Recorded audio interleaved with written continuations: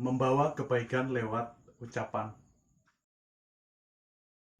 Kalian pasti pernah mendengar, kalau tidak bisa berkata baik, lebih baik diam. Nah, dalam video kali ini, kita akan melihat kenapa kalimat sederhana ini sebenarnya bisa membawa kita menjadi pribadi yang lebih baik dan dicintai banyak orang. Kata-kata yang baik itu seperti benih kebaikan yang kita sebarkan ke orang lain.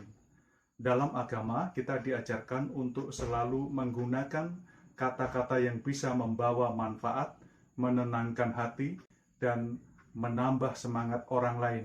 Misalnya, saat teman kalian sedang sedih, kalian bisa memilih untuk menghibur dan memberikan kata-kata yang membangun.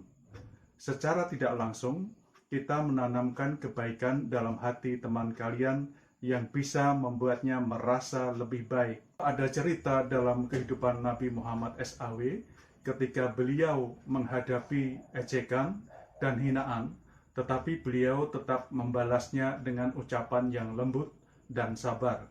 Dari sini kita belajar bahwa kita harus lebih bijak dalam memilih kata-kata, apalagi ketika kita berada dalam situasi yang sulit.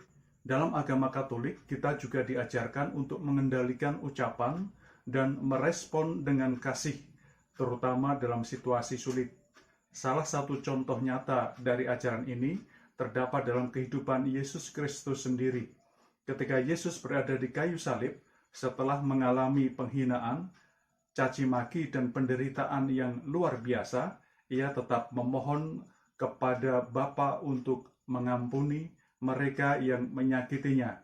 Yesus berkata, "Ya Bapa, ampunilah mereka, sebab mereka tidak tahu apa yang mereka perbuat."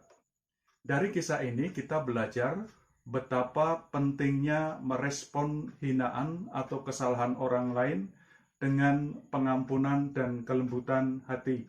Yesus tidak membalas hinaan dengan kata-kata kasar, tetapi justru menunjukkan kasih dan pengampunan.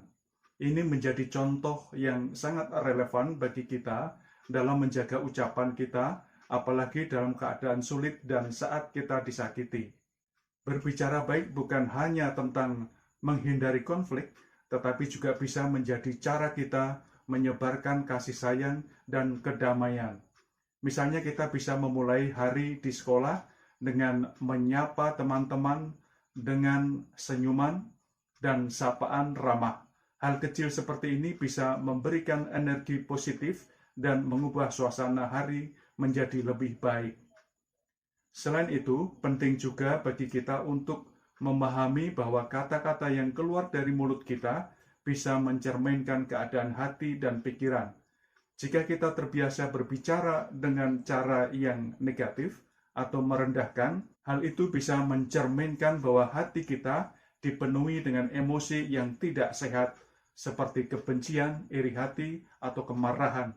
Sebaliknya, ketika kita terbiasa berbicara dengan penuh kelembutan dan empati, itu menunjukkan bahwa kita telah berusaha mengasah hati agar dipenuhi dengan kebaikan dan kasih sayang. Dengan demikian, setiap kali kita berbicara, kita tidak hanya mempengaruhi orang lain, tetapi juga memperkuat karakter dan mentalitas kita sendiri. Lebih jauh lagi, dalam kehidupan sehari-hari, kita juga dihadapkan pada berbagai situasi yang menantang, di mana kita mungkin tergoda untuk bereaksi secara negatif. Misalnya ketika kita diperlakukan tidak adil atau diejek oleh teman, reaksi pertama mungkin ingin membalas dengan kata-kata yang menyakitkan. Namun dari contoh-contoh agama yang telah dibahas, kita diajarkan untuk mengendalikan diri dan memilih respon yang lebih bijak. Mungkin sulit pada awalnya, tetapi dengan latihan dan pengendalian diri, kita bisa belajar untuk selalu berbicara dengan cara yang mencerminkan kebaikan dan kasih, apapun situasinya. Dengan demikian, kita tidak hanya menjaga hubungan baik dengan orang lain, tetapi juga menunjukkan sikap yang sesuai dengan ajaran agama dan nilai-nilai kemanusiaan yang luhur.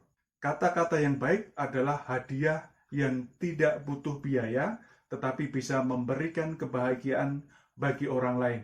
Jadi, yuk kita biasakan menggunakan kata-kata yang positif dan penuh kebaikan dalam keseharian kita.